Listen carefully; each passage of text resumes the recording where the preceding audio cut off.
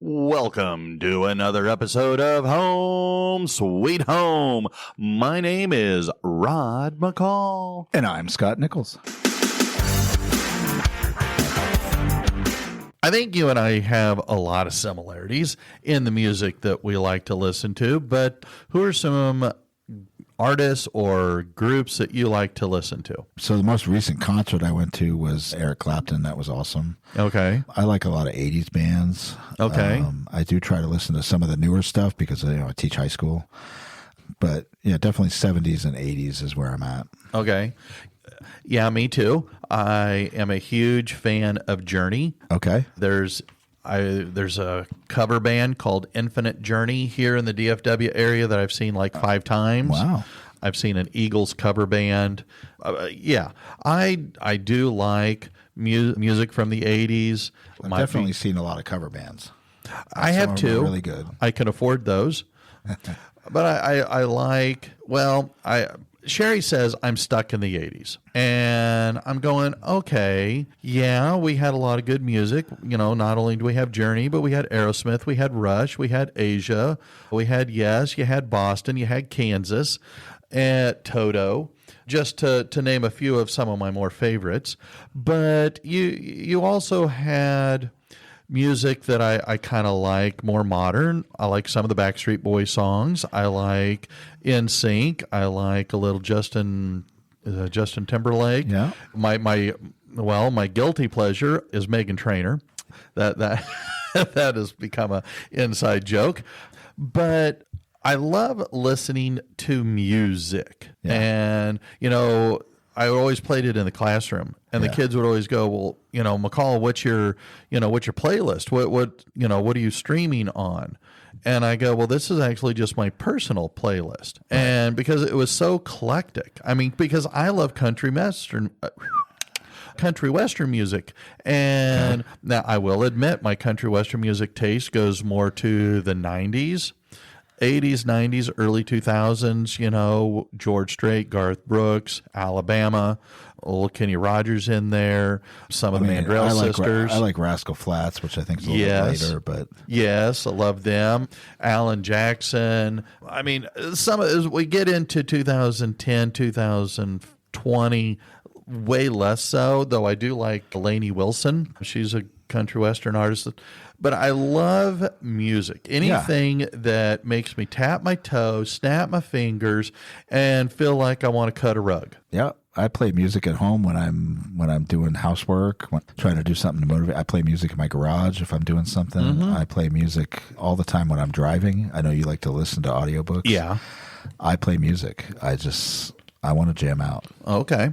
Because I can't do it all the time, right? So sure. I can't do it at work as much. So when I'm alone, that's my go-to. Okay. What if I told you that there is a significant amount of science that says music is a fantastic way to protect our cognitive health as we get older? Wow. That explains a lot for me. Okay. In what way? Just because of how incredibly smart I am. Oh, okay. But no, I just think that it brings when I am listening to it, it brings clarity to me, and you can't understand. I'm also been a musician. Okay. And I think that is like another level, right? Okay. I know that being able to read music, play music, do those things also adds. It's like another language. True enough. And so it does add to that cognitive ability as well. I was in band. I played the trumpet from 5th grade through 12th grade. So, yeah, I too, and I think that's part of my love for music because I also love classical music. Sure. Because in band, we played a lot of classic old music, and I love listening to that too. Right. You really want to have fun. Play classical music when you're in rush hour, and then watch your driving habits. I think we did an episode. If I play the 1812 overture, it's going to be an aggressive attempt at driving. There we go. But here's the thing: we don't with music. It can really help us. We can go and see a therapist. If you come see me, that would be great. But you don't have to see a therapist. It's not a complicated program. You don't need to overhaul your life. Just listen to music. In fact, there was a research study I ran across that had over 10,000, almost 11,000 adults aged 70 and older, and they found that people who regularly listened to music had a 39% lower risk of developing dementia, and those who played an instrument saw an additional 35% reduced risk. Now, I'm not surprised by this because for some reason, when a song comes on or I pull one up that I have not heard in 30 years, I somehow still know all the words. Okay. Right? So that doesn't surprise me that like it's a fight against dementia because it's somehow, and I'm sure that it's because of the rhyming and all the, that just the tapping into that melody. Okay. That you would have in your brain that allows you to remember all those things. But it also, I think, brings back memories of events, times, things that you were doing, emotions. I mean, all kinds of stuff. That's great. And so I'm glad you mentioned that because in addition to some other results that came out of this study said that adults who regularly listen to music have a better memory, have sharper cognitive functions, and lower rates of cognitive decline overall. Wow. So I'm going. So if you're all right with this, I'd love to kind of share more about how music can help us as we age. Let's talk about it. All right. So like I said, just some basic research breakdown here. Again, regular music listeners had a 39% risk of dementia. Well, knowing my dad, who passed away here a few years ago, watching his decline with music, I don't want to have dementia. No, nobody wants to have dementia, right? And so I like the fact that, maybe it's a good thing that I'm listening to music, maybe for the reasons that you described. But they said that playing an instrument, again, even occasional practice, had benefits, suggesting that musical engagement keeps our brain, more active and more connected, connecting the various regions of our brain, the hemispheres of our brain. They also said that music listeners had better cognitive scores across the board. Yeah. And so, again, because our brain is functioning in many different parts, not just one part of our brain, but in many different areas, because you're right, as we listen to songs, how many times do those songs relate to a memory, an experience where we're going back in time and suddenly we're back there mentally, we can see, we can hear, we can smell. Right. And so all of those are activating various parts of our brain. But here's where I found it interesting. It doesn't matter what the genre of music is. Okay. It's not like country works better than, classic rock versus classical versus, new age hip hop. That sort of makes sense to me, given that the language of music is the same no matter what, right? I mean, you can consider the genres to be different dialects, I suppose, of if you were to relate it to actual verbal language. Yeah. But, and I'm by no means an expert on that, but just in thinking about it, right, and knowing how to read music, all of those genres read the same, right? They're all in the same staffs. They all have the same, note letters associated with them. All the music itself is the same, and how you read it and how you play it, right? Based on the timing and all the things, right? The only difference is how the composition comes together. Sure. Right. No different than, say, a mystery novel versus a romantic novel. Right? I mean, so it's all the same. So I'm not surprised, I guess, that it all, and also, like, I could listen to everything from, Ramones to Metallica to, more folksy like Eric Clapton to Michael Jackson or Meghan Trainor or whatever, right? Because she will make you look. I mean, those are all very different, right? And classical could be thrown in there too. Like, I like it all. I just like it at different times. And that's what they're saying here. It doesn't, like I said, it's not as so much about the genre as it is about the frequency. Yeah. If you listen to music daily, that's the big kicker. Not what, but the how often. Right. And so they dove into, again, those are just kind of the overviews of their results. But what they were sharing is that music, as I shared before, activates many different parts of our brain at one time. Right. going back to what you shared about the memories. Yeah. And I have a lot of the songs that I have on my playlist have memories tied to them, which is why I like them. And there are some times where a song will come in and I automatically go to the movie that it came from. Right. Or an experience or whatever it might be. And so as a consequence, again, one of the things that I've heard time and again is that when we get older, well, how about this? As we grow from infants through our entire life, Sure. the areas of the brain that we don't use, those neurons get clipped. Not physically clipped, but they just kind of disintegrate those connections. Right. That which we exercise more in our brain stay healthier, but those that we don't use, well, our brain just kind of goes, oh, why do we have this file anymore? We don't trash it. And so, right. But what the music, and so as we get older, well, there's less and less of our brain that is stimulated, so those more and more files get deleted. With the music, it helps keep all those files more active. Yeah. So I've thought that was kind of cool. I mean, it makes sense when you think about it. I'd never thought about it, but they also said that it helps control our emotions. It helps with our emotional regulation with the music as we listen to it, because it can help us reduce our anxiety. It can soothe us, stabilize our moods, lower our stress, which when I thought about it, I go, okay, yeah. That's why I like to play it while I'm driving. Okay. It just puts me in a mood, right, where I am kind of chill. I'm sort of lost in the music. I'm obviously still paying attention to driving, but it keeps me from thinking about other things. Okay. Right? You want to have those moments in your day where you're just like, I don't want to think about the other stuff. And so I just kind of lose myself in the music.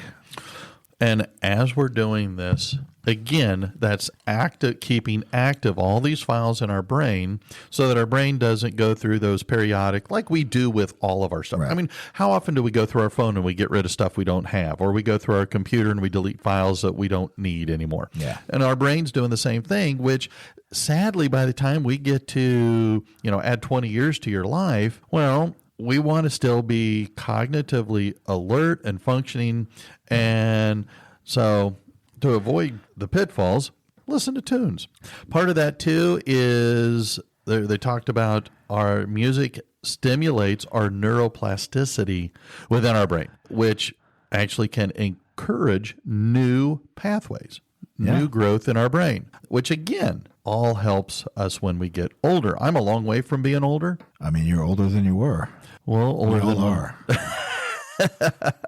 Even from just moments ago. Oh, that is true. All right. And also, one of the things that they talk about that increases dementia is stress. And when we have chronic stress, that can speed up the risk of dementia. Right. And so what music can do is by lowering our stress, it can lower then that pull towards dementia, keeping our brain a little, healthier. I think what's interesting is that society seems to know this in general, right? I mean, if you think about things that you go to, so if most churches, right, okay, on the Christian side of things, would have a time of song at the beginning. Okay. Some do it throughout, at different points, but there's always some song in there. There's always some kind of music taking place, and it's intended to refocus you, right, and to relax you and focus you. I mean, I think that's what it does.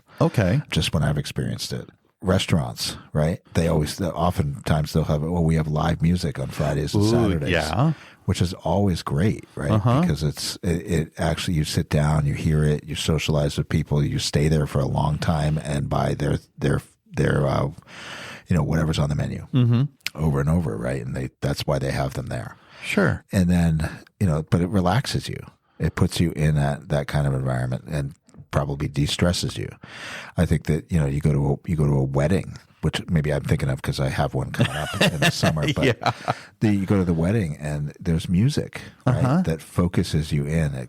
Everybody gets quiet and focuses and that music helps you memorialize that in your brain. Like you're never going to forget that ceremony that happens there. So speaking of music important, right? Music for weddings, I got 2 songs that I think need to be played. Either you can pick.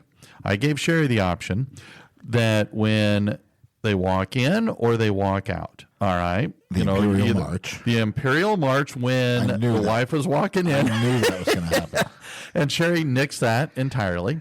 The other is the final song. I forget what it's titled, but it is the final song at the end of Episode 4, Star Wars. Okay. And where Luke and Han and Chewie are walking up the aisle to Princess Leia and they're being awarded a medal, that should be then the song as the couple walks down the aisle after they've been married. Both of those songs, I think, should be traditional wedding songs. And I would say it should probably be the other way around. Let the celebratory song come in, and then once they're joined, then the Imperial March going out. Okay. Well, the reason I say there's a lot of fun weddings that do that kind of thing, though, right? Where they have songs where they're dancing on the way out, dancing on the way in. I mean, a lot of people have gotten away from the traditional, ceremony of the, from Renaissance period on.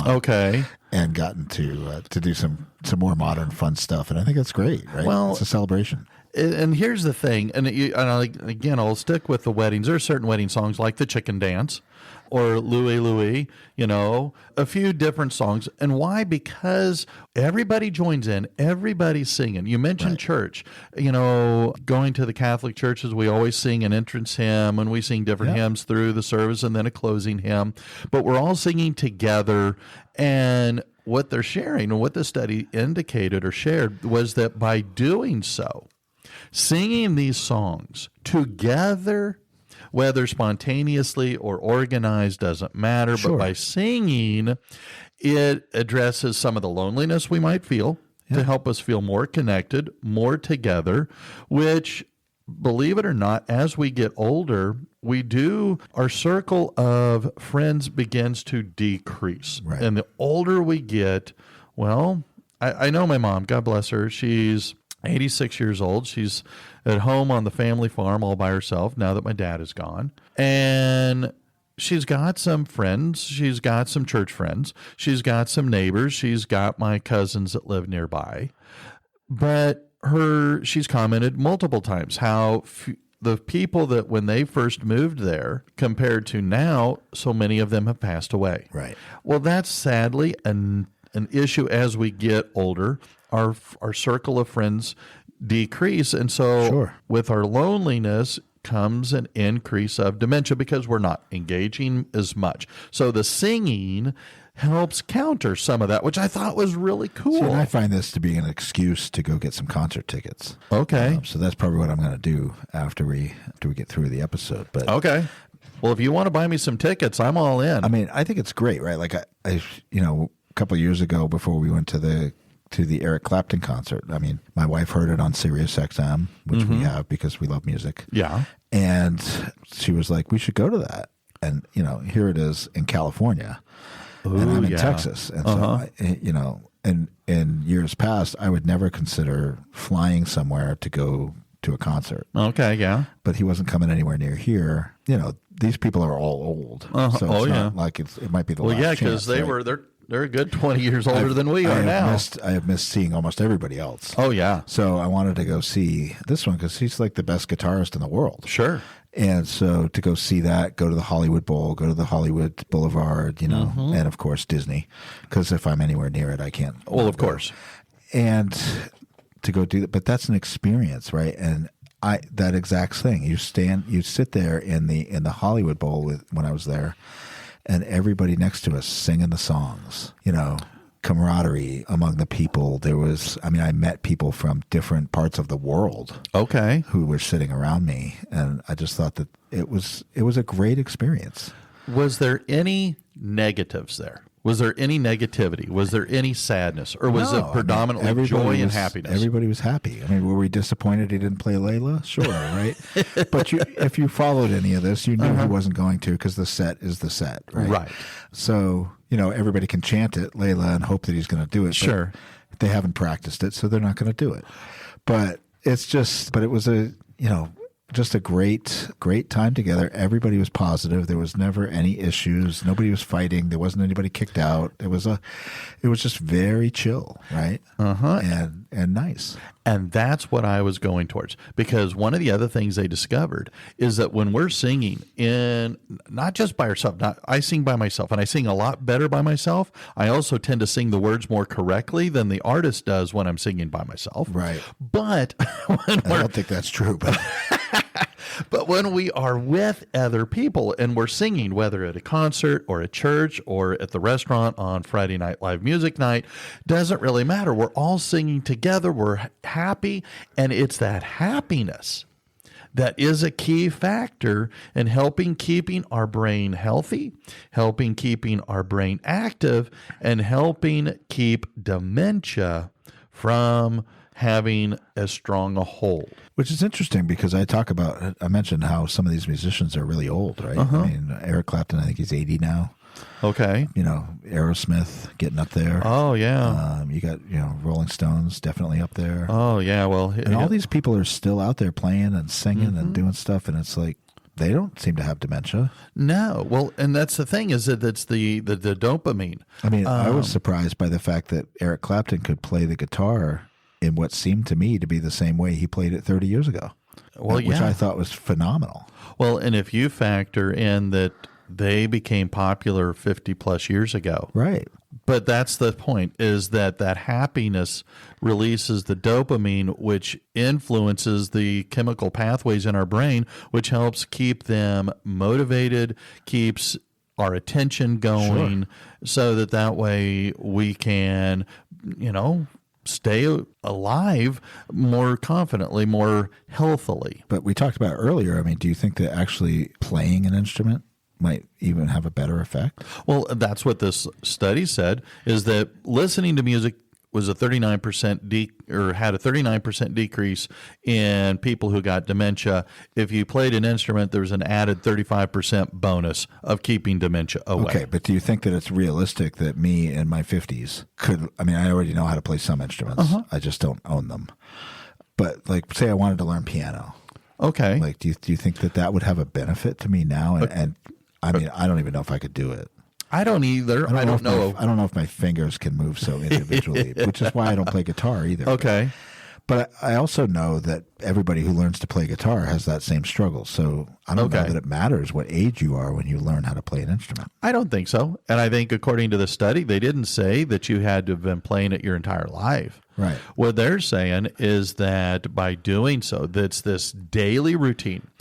You want to learn? I mean, okay, you don't even have to have a real guitar. Get one of those electronic play guitars, like on the Wii or PlayStation, or I've definitely like done Guitar Hero. But that's not. Yes, it's sort of like it. It could be sufficient enough if you wanted to, because they, as you're playing the songs, you're clicking the different buttons to generate the songs. I mean, yeah, if you want to go out and get you an electric or an acoustic guitar, go right ahead. But it's this: make your playlist and practice these songs, sing these songs daily. Try and pair them with, the music. Like you were talking about, I listen to the music when I drive, or listen to music when you walk or exercise or clean the house. I know that Sherry and I do that. We'll put on music. I definitely do it when I walk or run. Okay. I don't run except in the bathroom. But yeah, it does. It can. But these are regular daily activities that you can do. And they've said in this study that if you can do this anywhere between 15 to 30 minutes a day, the benefits will be more noticeable. Yeah. I think I can exceed that, because when I'm sitting at the office and I'm doing paperwork or doing client notes or all that, I have music going, just like I did when I was in the classroom. The music's on. Right. Because for me, I can let the music kind of filter part of my brain so that that's active listening to the music. That part that distracts me of, ooh, go over here, ooh, Right. go over there. But I love listening to music. It is, like you were saying, it's relaxing. It's all these things that we've been talking about. And so I don't want to have dementia like my dad. Yeah. I just watched his cognitive decline for years, and I don't want that. And I see so many folks, I think some of it is just biological. I mean, Sure. period, the end. And there's a lot of traits that can, help make you more likely to have dementia or to have Alzheimer's. But I want to do things that can help keep that at bay. And so that's why I found this article so fascinating that, and it wasn't just a few. I mean, we're talking again, 10,800, so almost 11,000 people that they had in this study. Yeah, I think it's great. I mean, it's always been an important part of my life, right? I mean, from the earliest memories when I was, spinning the LPs or playing the 8-tracks. Okay, yeah. And I'm not stuck there because I actually still own LPs, but I don't own any 8-tracks. But, it's just this morning I was listening to music, right? Okay. When I got up, my wife went out for a run and I played music. Perfect. I mean, that's what I do. Well, so I think sometimes she comes back and opens the door and there's like blaring music and she's like, what's going on? And I just pause it and I'm just like, this is just what I do when I'm on my own. It's what motivates me. Sure. Well, and there's different things you can do. I know my mom has joined the choir at church. Yeah. And so boom, there is part of this. You can join a community group. I know a lot of the communities around us have local bands. So they'll practice and they'll put on summer concerts, like weekly summer concerts from Memorial Day to Labor Day. And so I've always thought, man, I wonder if I ought to learn, get back into playing my trumpet again and join some of these groups.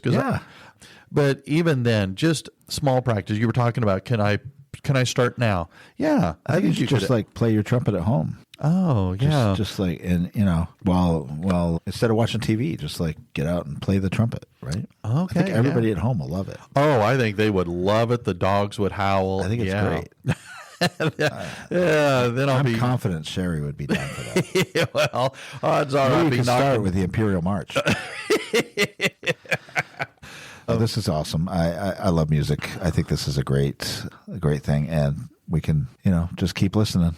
Well, support those artists because it's an important part of life all the way around. Well, all the way back through history. Oh, amen. Amen. I mean, and I've always listened to music for entertainment, but now it is also, I like the idea that it is medicine for my brain. Yeah. And as I get older, slowly, gracefully, I'm trying, I want to, these things maybe hit a little closer to home than they might have 25, 30 years ago. Yeah. But and again, you don't have to have a background in music. You don't need expensive equipment. Nope. You just need to... Especially nowadays. Oh, no. I mean, crying out loud. I have it on my TV. I have it on my phone. You just got to have a willingness to hit the play button and enjoy. Yeah. So... All right. Well, I'm ready to listen to some tunes. Maybe we need to change our tune for our intro or conclusion. Yeah, we're limited to things that we can actually play. Well, that's true. So, well, until next time, let's keep the music playing. I'm Rod. I'm Scott. See ya. Bye-bye.